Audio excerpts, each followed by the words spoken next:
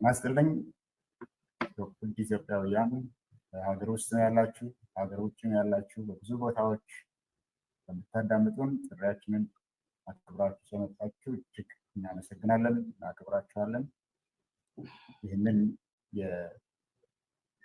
የሀገርና የሕዝብ ህልውና ተቆርቋሪዎች ነን ብለን የተሰባሰቡን ወገኖች ያሳለፍናቸውን ውሳኔዎችና ልናደርጋቸው ያሰብናቸውን ስራዎችን ለህዝብ ለማድረስ የመጣችሁ ጋዜጠኞችን እንኳን ጥሪያችንን አክብራችሁ መጣችሁ እላለሁ። አብረን ካለን ሰዎች ጋራ መጀመሪያ ጥቂት ሀሳቦችን እኔ የስብሰባውን በሚመለከት እናገራለሁ። ሌሎችንም በተለይም አቶ ልደቱን፣ አቶ ጀዋርን እና አቶ አባይን ተጨማሪ እንዲሰጡ በመጀመሪያ ጋብዛለሁ። ከዛ በኋላ በተሰጠው የተራ መሰረት ጋዜጠኞች ጥያቄዎችን ይጠይቃሉ። ጥያቄያችሁን አደራችሁን ቀጥታ ጥያቄ ጠይቁልን። አንድ ጥያቄ እንድትጠይቁ ነው የሚፈቀድላችሁ። ከዚያ በኋላ ጊዜ እንደፈቀደ ሌሎች ጥያቄዎችንም እናከታተላለን። መልስ እንዲመልሱትም ተሰብሳቢዎቹ መልስ የምትመልሱትም ያው ካለን ጊዜ አንጻር በተወሰነ ደቂቃ ጨርሱና ቶሎ ቶሎ አስፈላጊውን መሸፈን ይገባቸዋል የሚባሉ ነገሮች ሸፍነን እንድንወጣ ጊዜን ከግምት ውስጥ በማስገባት እንድንናገር ጠይቃለሁ። አሁን ይሄ ባለፈው በነሐሴ 17 በ2017 በኢትዮጵያ አቆጣጠር በሀገራችንና በሕዝባችን ላይ የተጋረጠ ወቅቱ የህልውና አደጋ አብዝቶ ስላሳሰበን የተሰባሰብን በግል ተነሳሽነት በራሳችን ተነሳሽነት የተሰባሰብን ከአገሪቱ የተለያዩ ክፍሎች የመጣን በፖለቲካ ውስጥ ብዙ የተለያየ ደረጃ ያለው ተሳትፎ ያለን ሰዎች እንዲሁም በኢትዮጵያ ጊዜያዊ ሁኔታም ይሁን በርዕዮተ ዓለም አመለካከት የተለያየ አስተሳሰብ ያለን ሰዎች የተሰባሰብነው። ይሄ በሌሎች ቦታዎች ስብሰባዎች እንደሚካሄዱ እናውቃለን። በኢትዮጵያ ውስጥም ብዙ ስብሰባዎች በበየነ መረብም በአካልም ብዙ ስብሰባዎች እየተካሄዱ ነው ያሉት። ዋናው ነገር በሀገራችን ውስጥ ያለው ሁኔታ እጅግ አሳሳቢ ስለሆነ አደገኛ ሁኔታ ላይ ስላለ ጦርነት የሚያቆም የመሰለ ስላልሄደ እና በዛ ሳቢያ ደግሞ የሀገሪቱ የፖለቲካ የኢኮኖሚ የርዕዮተ ዓለም ቀውስ በአጠቃላይ ሀገሪቷ በመፈራረስ አደጋ ላይ የደረሰች መሆኑን የኢትዮጵያ ሕዝብ ሁሉ በየቦታው ስለተገነዘበ ይገናኛል። እኛም ከነዚህ ውስጥ አንዱ ማለት ነው። ከተገናኘን በኋላ በተለያዩ ጉዳዮች ላይ ተወያይተናል። እነዚህ ጉዳዮችን በመግለጫ አውጥተናል። እነዚህም በአጠቃላይ ምን እንደሆኑ ትንሽ ሀሳብ ለመስጠት ሞክራለሁ። ሌሎችም ይጨምሩበታል። ዋናው ነገር አደጋ በኢትዮጵያ ላይ አንዣበበ ነው። ሰላም የለም፣ ጦርነት አልቆምም፣ አገዛዝም በኢትዮጵያ ላይ የሚያደርሰው አደጋ እንዲሁ እነዚህን አደጋዎች እየተባባሱ እንዲሄዱ እያደረገ ስለሆነ በእነዚህ ሁኔታ ላይ የተቀናጀ ትግል ማድረግ አስፈላጊ መሆኑን ስለተማመንን ነው የተገናኘ ነው። በዚህ ላይም ከንግግራችን ውይይታችን ተስማምተናል።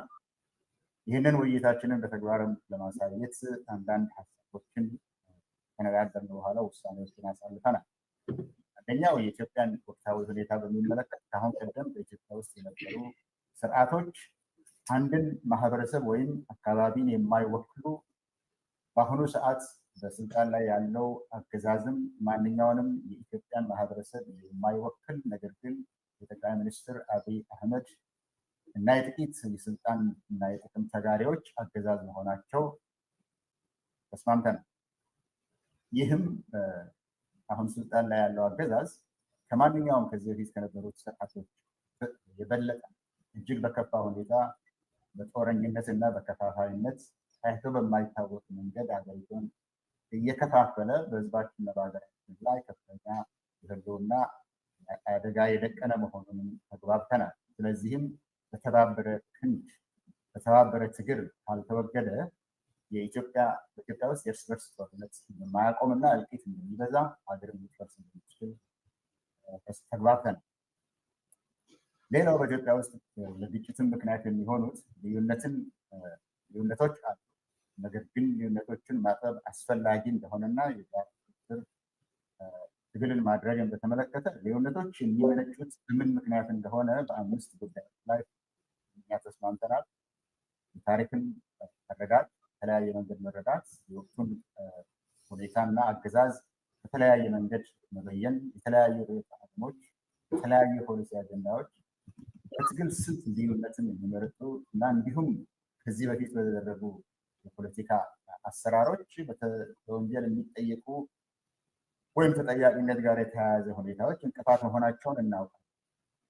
ነገር ግን አሁን ልዩነት አጀንዳዎቹ መፍትሄ ሊሰጣቸው አይችልም። ምክንያቱም አንደኛ የተጋረጠው አደጋ አለ፣ ሁለተኛ አሁን ስልጣን ላይ ያለው መንግስት ለዚህ ትዕዛዝ ከሆነ በጦርነት ውስጥ ነው መፍትሄ መስጠት አንችልም፣ መሻገር አለብን። ከተሻገርን በኋላ ግን አንዳንዶቹ አቋሞች በውይይት እና በድርድር፣ ሌሎቹ በሽግግር ጊዜ ፍትህ፣ አንዳንዶቹ በህዝበ ውሳኔ እና በዲሞክራሲያዊ የምርጫ ሂደት የሚፈቱ መሆናቸውን ተስማምተናል። ሶስተኛ ከዚህ በኋላ ስኬታማ የሆነ ሽግግር ሂደት ማካሄድ እንደሚያስፈልግ ተግባብተናል። ሽግግር ያስፈልገናል። ከአገዛዝ ወደ ህዝብ መሳተፍ፣ ህዝብ አስተዳደር መሳተፍ፣ ጦርነት ወደ ሰላም፣ ከኢኮኖሚ ድቀት ወደ ተሻሻለ ኢኮኖሚ ፍትህ እንዲሁም ሀገሪቷን ለማስቀጠል በሚችሉ ጉዳዮች ላይ የተለያዩ በአንድ ጊዜ የሚካሄዱ ሽግግሮች ማካሄድ ስለሚያስፈልግ ከዚህ ግንዛቤ መነሳት አገዛዙ ውድቀት ማግስት የተሳካ ሽግግር አሁን እንድናደርግ ከአሁኑ መዘጋጀት እንደሚያስፈልግ እና የፍኖተ ካርታ ማዘጋጀት እንዳለ ተስማምተን ስብስቡን ይህንን የተሰባሰብንበትንም በተሻለ አሰራርና አደረጃጀት ለማስቀጠል 5 ሰዎች ያለበት ኮሚቴ አቋቁመናል። ከወቅቱ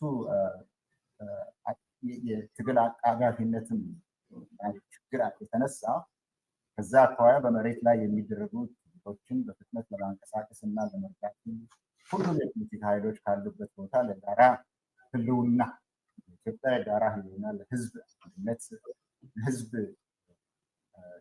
ከጦርነት ማገገም ትኩረት በመስጠት እንዲንቀሳቀሱ በመካከላቸው ያሉነትን ለጊዜው ወደ ጎን ትተው በህብረት እንዲንቀሳቀሱ ጥሪ ያቀርበናል። የኢትዮጵያ ህዝብ ጉዳዩ ባለቤት ስለሆነ ዋና ተጠያቂ ስለሆነ ለራሱ ለህልውናው እና ለመድህኑ የሚሆነውን ትብብር በሁለንተናዊ መንገድ ድጋፍ እንዲሰጥ ጥሪ ያቀርበናል። ለማቀፉ ህብረተሰብም ይህንን በወንጀል የተዘፈቀ ህዝባዊ ጦርነቱ የተሟጠጠ መንግስትን መደገፍን ትቶ ከህዝብ ጋር እንዲቆም እንዲሁም የሀገሪቱ የጸጥታና የመከላከያ ኃይሎች አሁን ያለውን የስልጣን አገዛዝ ስልጣን ማስጠበቂያ ሳይሆን ተልዕኳቸው የህዝብንና የሀገርን ደህንነትና ጸጥታ መጠበቅ መሆኑን አውቀው ጠመንጃቸውን ከህዝብ ላይ እንዲያዞሩ ጥሪ አቅርበናል። አጠቃላይ በዚህ ጉዳዮች ላይ የተነጋገርነው እነዚህ ውሳኔዎችን ያሳለፍነው ወደፊትም እንደምንቀጥልበት ተስማምተናል። በዚህ ላይ ከተናገርኩት ላይ አቶ ልደቱ በመጀመሪያ ቀጥሎ አቶ ጀዋር ቀጥሎ አቶ ተጨማሪ እንድትሰጡ እጋብዛቸዋለሁ።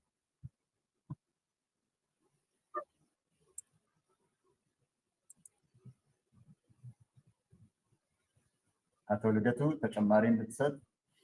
ኦኬ ጀዋር ቀጥሎ አቶ አባይ። እሺ በጣም ነው የምናመሰግነው። አመሰግናለሁ ፕሮፌሰር። እዚህ ጉዳይ ትኩረት ሰጥታችሁ በሰዓታችሁ የተገኛችሁ የሚዲያ ሰዎች በጣም ከልብ ነው በእውነት የምናመሰግነው። ትብብራችሁ ጊዜ ተለይቶና አያውቅምና ለዛ በጣም ትልቅ አክብሮት እና አድናቆት ነው ያለን። ምስጋናችንንም በዚህ አጋጣሚ እናቀርባለን። አሁን በእናንተው ትብብር ይሄ ዝግጅት በቀጥታ ለህዝብ እየተላለፈ ነው እና ይሄን ዝግጅትም ደግሞ በቀጥታ የሚከታተለውንም ደግሞ ህዝብ በአገር ውስጥም በውጭም ያለውን ጊዜያችሁን ወስዳችሁ ይሄ ትልቅ ሀገራዊ ጉዳይ መሆኑን አምናችሁ በመከታተላችሁ ከልብ ነው በእውነት የምናመሰግነው። አጠቃላይ ሰሞኑን ያደረግናቸውን መግባባቶች በተመለከተ ፕሮፌሰር በደንብ ሄዶበታል። ያልተዳሰሰ ነገር ብዙ ያለ አይመስለኝም። ነገር ግን የጋዜጣዊ መግለጫውን ይፋ ካደረግን በኋላ ትንሽ አንዳንድ የህብረተሰብ ክፍሎች ላይ ብዥታዎች የፈጠሩ ነገሮች እንዳሉ ተገንዝበናል።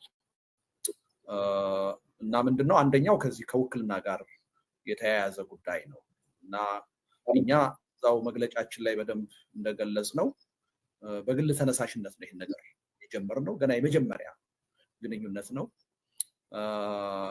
በግል ነው የጀመርነው ስንል ግን ሰዎቹ እንዲሁ ዝም ብለን በአጋጣሚ የተገናኘን ግለሰቦች ነን ለማለት አይደለም። ከድርጅትም ከስብስብም ከተለያየ ህብረተሰብ ክፍል የመጣንን በኢትዮጵያ የፖለቲካ ታሪክም የየራሳችን ሚና ያለን ግን ከውክልና አንፃር ማንንም ወክለን አይደለም እዚህ የተገኘ ነው። በአሁኑ ወቅት ራሳችንን ወክለን የተገኘ ነው እና ባደረግነው ውይይትም የደረስንበት አንዱ ስምምነት ምንድነው ይሄ ስብስብ ጥሩ ስብስብ ነው። ወደፊት ብዙ ማህበራዊ መሰረትን ሊወክል ይችላል። ነገር ግን በቂ አይደለም። ከዚህም በላይ ውክልናውና ተዋጽኦ መስፋት አለበት። ስለዚህ ወደፊት በሚኖረን እንቅስቃሴ ሰፋ ያለ ተሳትፎና ተዋጽኦ እንዲኖር የሚያስችል ስራ መስራት አለብን የሚል ነው አንድ ውሳኔ የወሰነው። ስለዚህ አንዳንድ ሰዎች ተሰርቶ ያለቀ የተፈጠረ አንድ አይነት ድርጅት ወይም ስብስብ አድርገው ይወሰዷልና ስህተት ነው። ገና ቋሚ ስም እንኳን አልመረጥንም። ራሳችን እንዴት ነው ወደፊት ምን ቀጥለው የሚለውን ራሱ ለመወሰን ገና ተከታታይ ውይይቶች ነው የምናደርገው። ያን ፋሲሊቴት የሚያደርግ አንድ 5 አባላት ያሉት ጊዜያዊ ኮሚቴ አቋቁመናል።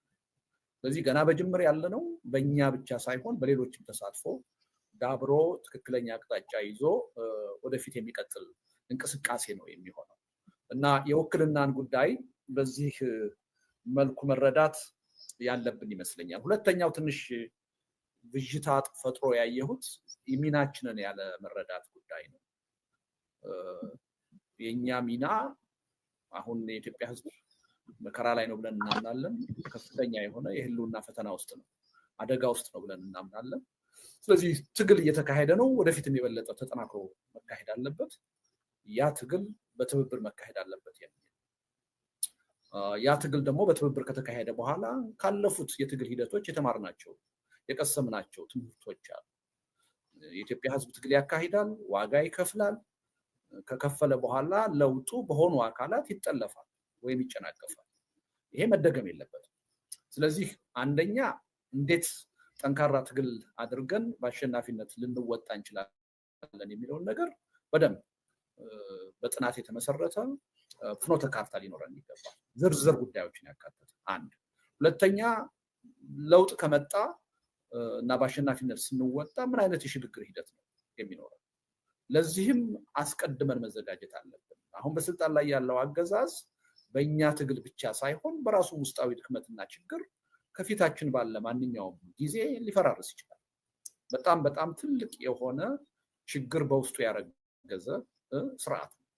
ስለዚህ ዋናው ማሸነፍ ነው። የሽግግሩን ጉዳይ ኋላ እንደርስበታለን።